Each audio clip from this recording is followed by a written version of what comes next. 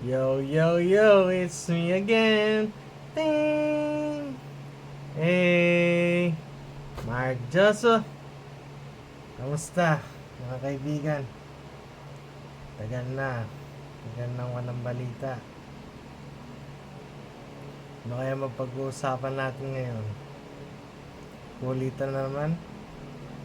Napaglipasan na ako na ng panahon. Walang trabaho. Walang asawa. Walang anak. Walang sasakyan. Walang tinapos na pag-aaral. Ay nako, sa bahay lang. Matagal na nagkukulong sa bahay. Gusto ko makapag-asawa din. At magkaanak din. At makapagtrabaho.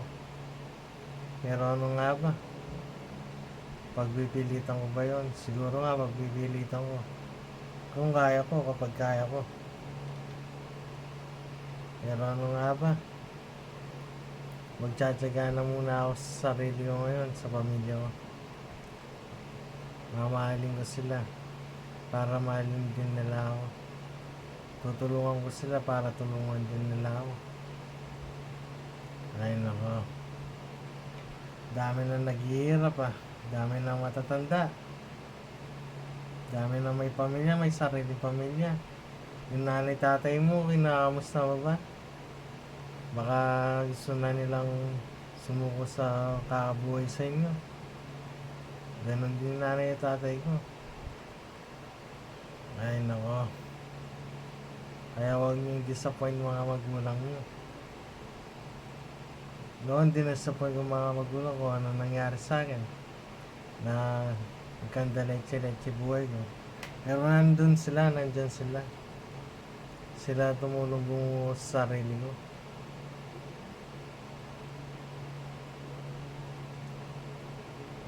Ano nga ba?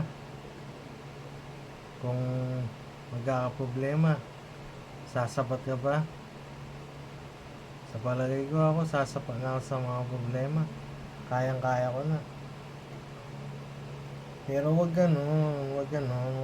isipin yung masama. Wag isipin yung masama. Ilagay sa isipan yung kabutihan, laging kabutihan. Tsaka sa puso, ilagay sa puso ang kabutihan. Yun ang laging itanim para anihin mo balang araw. Ay nako. Sa salita lang ako magaling. Kung magaling ako sa maraming bagay, sana wala ako dito. Hindi ko kayo kinakausap. Hindi ko kayo nilibang.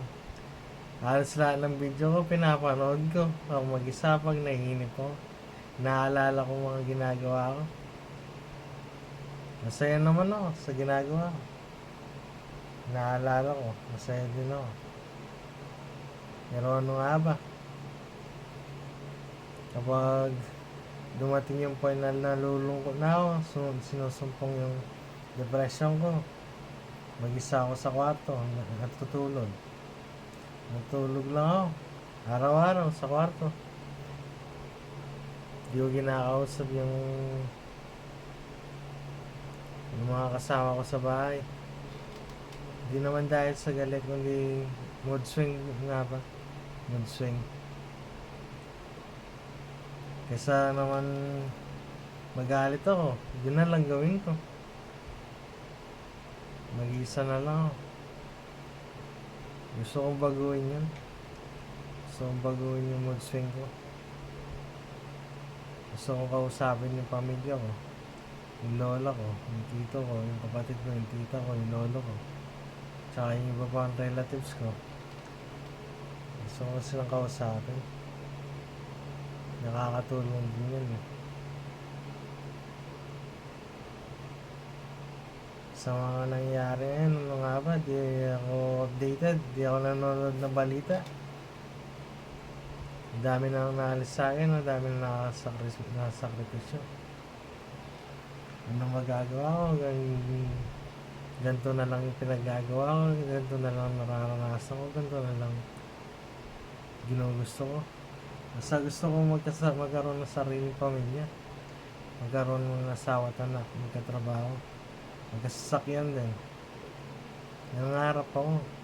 May mali ba doon? Di ba wala naman. Kaya kayo mangarap na din kayo. Kung ako sa inyo, gayahin nyo na ako.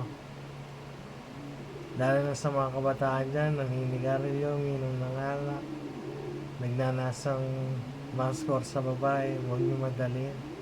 Kapag nakascore ka na, ano mangyayari? Lalo kang maghihirap. May ibaadan ka na nun. Magpapahirap sa'yo, magulang mo. Ano pa nga ba? Ganun nga nangyari sa akin. Kala nyo, payat na ako dati. Payat na payat ako. Pero hindi ko naalalain. Hindi naman ako nanginginas sa katawan ko. Gusto ko lang maging okay. Yung mental health ko, pati kalusugan ko. Sige, paalam na, bye.